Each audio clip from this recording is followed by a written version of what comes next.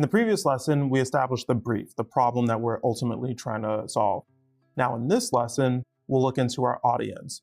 And so with them, what we want to do is we want to figure out how they think, what they want, what they like, what they don't like. And we'll be able to play armchair psychologist or anthropologist, except we don't have to go to college and we don't have to do years of papers and all that. So let's get started.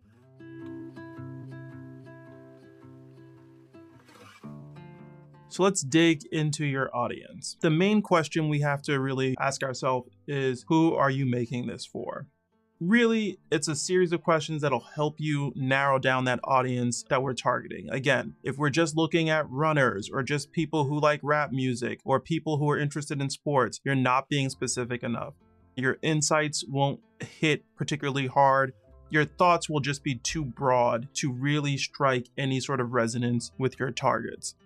The first question we ask is, what does the audience want? And this is just a question that can be asked at sort of many levels. If you're, let's say, targeting runners, it can be like, what does a new runner want from a shoe? It could be, what do runners in general want in life? Or you could even take it further out of like, what does an athlete want? But you need to accommodate the things that people want because that will get them interested. We see things that we want, and even on a subconscious biological level, our eyes, pupils dilate, we get interested, we sit up, we grow closer. The second thing we need to think of is, what does the audience like? These two questions may seem like they're the same thing, but they're actually very different. What do you want is sort of a question of like, what do you want to be fulfilled? What do you want out of life? What do you want out of a product specifically? What do you like is sort of a thing about culture.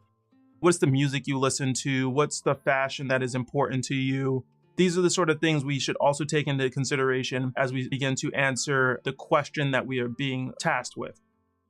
What the audience likes may not hit immediately, but when you get further along into your execution, this is where that becomes very, very important to understand the taste, essentially, of your audience.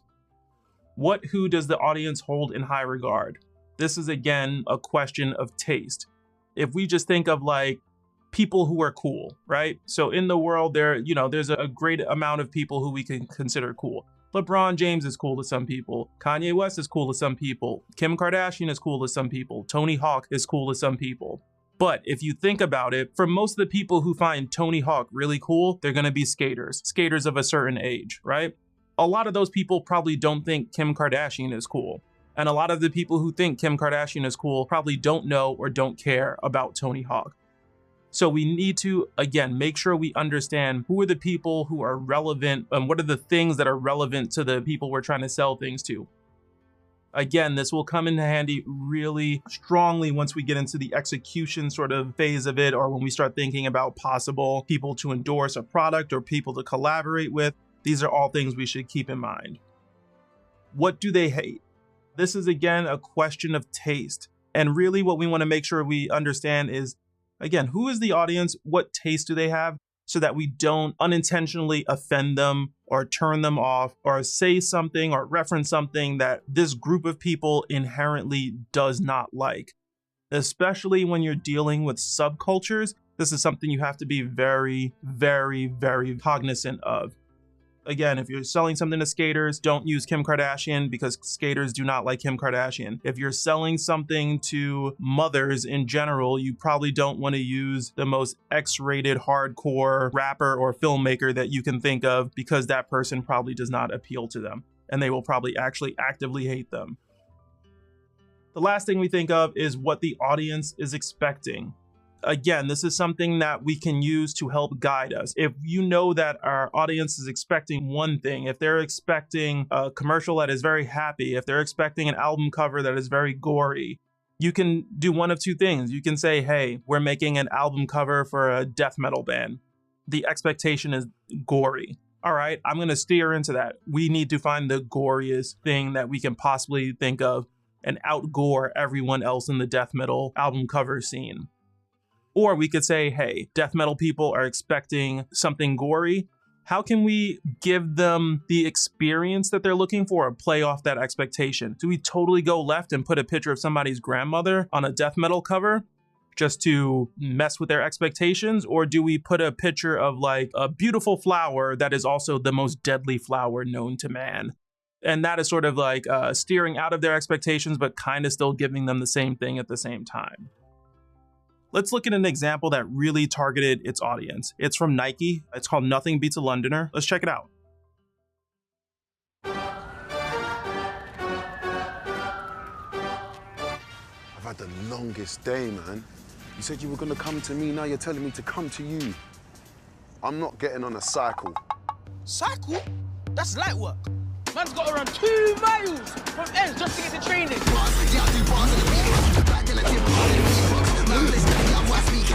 Serious, bro? 2 miles? Really? I have to run all the way from Zone 6 with my school bag! Oh, you think that's tough? I have to run through Peckham at night! What's wrong with Peckham? Oh yeah? Well, I gotta fight these waste man just to play. This is my multi-purpose. Council funded, football, tennis, basketball court. Fighting? You don't know the meaning of fighting. I have to fight my whole family before I even walk in the ring! That's nothing. In my family, if you're not in first place, then you're considered a failure. I know, man. You're begging it. I got more chance of getting hit by lightning than going pro. It's mad. Oh,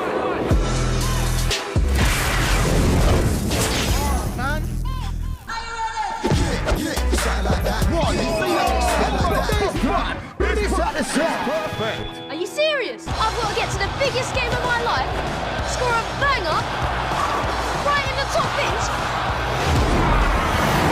just to be noticed!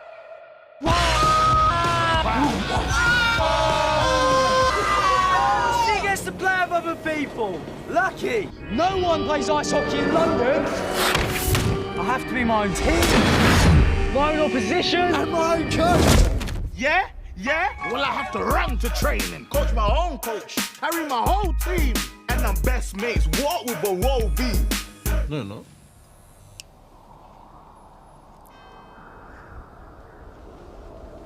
Huh?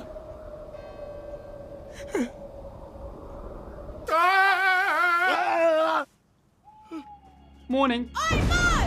Ever played tennis in London? That's easy. I only get one try to land it. Before getting caught by security. Yeah? Well, I gotta be my own security, cuz. So, if this goes wrong, I'll break my leg! What? Even when I win, I get a broken Well, nose. if I stop swimming, I'll literally die! I don't even have a whole back. I can't lie, I was raised on a struggle. And when it all goes off, I'll be there in a bubble right now. All I wanna do is bubble.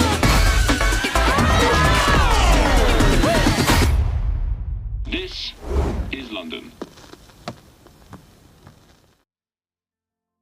So we just watched a spot for Nike called Nothing Beats a Londoner. Let's really look at this as a great example of how they dug into their audience and made something that was very to one group of people. We look at this spot, and obviously it's for Nike, giant American sportswear company. They're global. You go anywhere in the world, people know the Nike swoosh. We all know that. What are they actually trying to sell? You'll notice here that they're trying to sell Nike as an idea. This isn't for one specific product. It's not for a shoe. It's not for a hat. It's not for even a line of clothing. It's for all of Nike.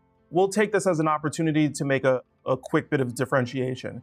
When you're selling one specific thing, that is a product campaign, that's a product commercial. You're selling a hat, you're selling a shoe, you're selling a PlayStation. When you are selling an entire brand, that is called a brand campaign. This is a great example of a brand campaign. This is just for the idea of Nike. They don't care what you buy specifically from Nike. They just want you to think Nike is cool. They want you to just walk into a Nike store, pick up whatever you want to pick up. We have that differentiation made. Cool. So this is a brand campaign for Nike aimed at Londoners. Why would you aim a campaign at one specific city? Well, London is a special city. It obviously has a lot of people in it, but it is also a cultural hub. Tons of people come in and out of London, and London has an oversized effect on music, fashion, TV, all of the rest of it. So the idea here is that if we can target Londoners, and we can get Londoners to think Nike as a brand is cool, they will export that idea that Nike is cool to the rest of the world. It's very smart. You spend a little bit of money on a commercial for Londoners, you get a lot of sort of outsized results from that. So how did this actually work? Well, obviously, nothing beats a Londoner. You just watch the spot. It's all about London. It uses a lot of London slang, a lot of London influencers. The track on it is from an artist from London.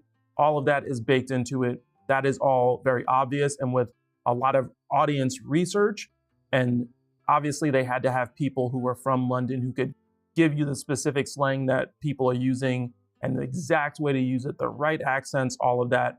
They're able to come up and craft something that was really strong. But the thing that is amazing about this is that not only were they able to hit all the casting, the music, all of the slang and everything else, is that I'm sure that you don't live in London. Maybe you do, who knows? But if you don't live in London, you still enjoyed that commercial. You still thought it was really cool, more than likely, to see all the people running around doing all the crazy things. You don't know why Peckham is a bad place to run at night, but you watched the commercial and you still had a laugh when you saw the girl running and the guys in the ATVs and all of it looks crazy like a horror movie.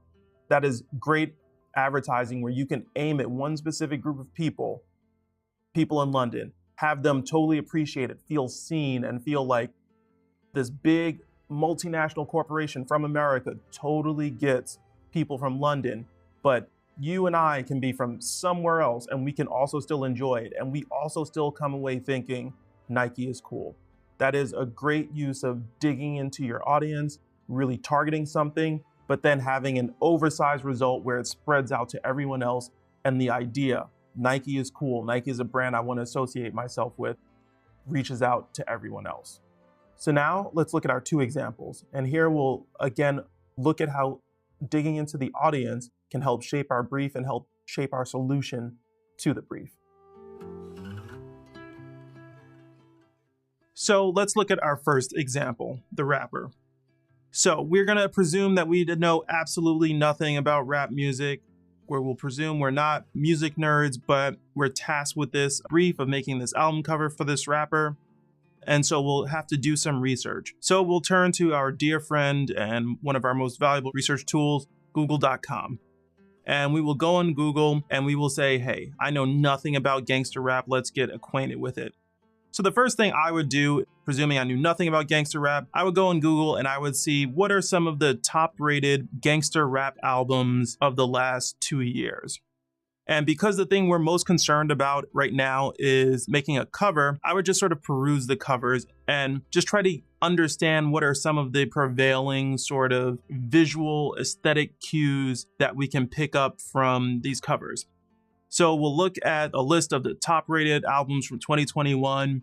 We'll look at a list of the top rated albums from 2020. And from that, we should, one, start to see some crossover. We should start to see some people who are appearing on lists from 2021 and 2020. And obviously, if we look at multiple lists from each year, we should see people who are appearing on multiple people's lists. Once we sort of get that down, we can say, okay, these group of people I found keep popping up on these lists. These people must be some of the top players in gangster rap. Then I would do research on those actual players, the top players that we have in gangster rap. And so as I went through these lists, I found that artists from a record label called Griselda seemed to show up a lot. And so I would then go on and do a little bit of research on Griselda. And let's say I would do some research on NPR and find an interview with them. I would go on maybe Reddit and get some first-person testimonials, basically by reading through comments and see why people are drawn to this artist.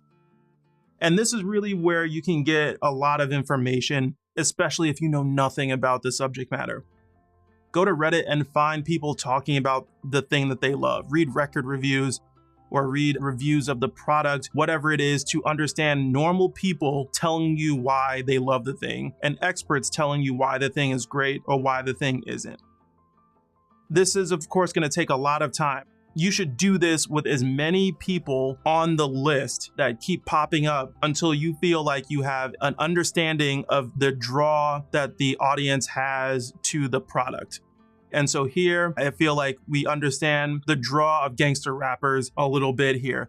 People like them when they seem very masculine. People like them when they have like a very sort of criminal machismo element to them. That seems to be the draw for gangster rap. Lastly, let's just look at some of the best rap album covers in general. And so I'll hit up a couple of lists on Google, look at those and think about them and see what sort of prevailing trends we can see there. If there's anything that pops up visual or aesthetic that we can say, hey, this is something, again, do I want to steer into it or do I want to, go totally against the grain? But we have a good understanding now of the world of the rapper. And I feel like we have enough information that we can now jump off and move on to the next step. But now we will go into the running shoe. As we approach the running shoe, the process is exactly the same. I will presume I don't know anything about marathons or being a new runner, anything like that. The first thing I would actually do in this case is I would probably start talking to people who I knew who are runners. There should be plenty of people in your circle of friends who are some degree of runner. You could get them on the phone for 5-10 minutes. Somebody who you work with say, hey man, I'll pay for your lunch and let me just pick your brain on running. And you just ask them questions about the experience of when did you become a runner? What was it like the first, month or two that you were a runner? How did you get over hurdles? This, that, the other. Basically, you just want to understand the experience of being a runner. And let's presume that you don't know anyone who's ever been a runner of any stripe, or let's presume that this project has to be turned around in 48 hours and you just don't have time to actually interview a runner. First thing I would do, go to Google and start trying to find some diaries or some testimonials of people who are runners. And here we find on Best Health magazine, we found a diary of a new runner. We go to another website and we find the diary of a reluctant runner. These are all going to be really great first-person testimonials that will help us understand the mindset and the experience of being a runner. I would also then go to Reddit and just find topics in there that speak to being a new runner. Topics that talk about even like what shoes people like, what shoes people don't like. That'll really help us understand the sort of landscape of what are the best running shoes, what are the misconceptions or the thoughts that people have on the brand we work for and the brands we don't work for. If all of the people in the running Reddit really, really hate Nike running shoes, for instance, let's just say, then that tells us something, one, about Nike. But also, if those shoes are selling really well, then that tells us that there is some sort of disconnect there. Either they're only selling running shoes to people who don't actually run. It is maybe trendy to hate Nike running shoes within the running community. All of that information, we sort of just jot it down, we pin it up somewhere. We don't know what we're going to do with it yet, but we're just understanding our audience and the world that they live in. Again, I think we have enough information about the runner as an audience, as an archetype. As we go through all of these diaries and the Reddits and the articles about what it's like to be a new runner, I think we're starting to have enough information that, again, we can jump to the next step in the process and begin to now go from just understanding the audience to generating an insight about the audience.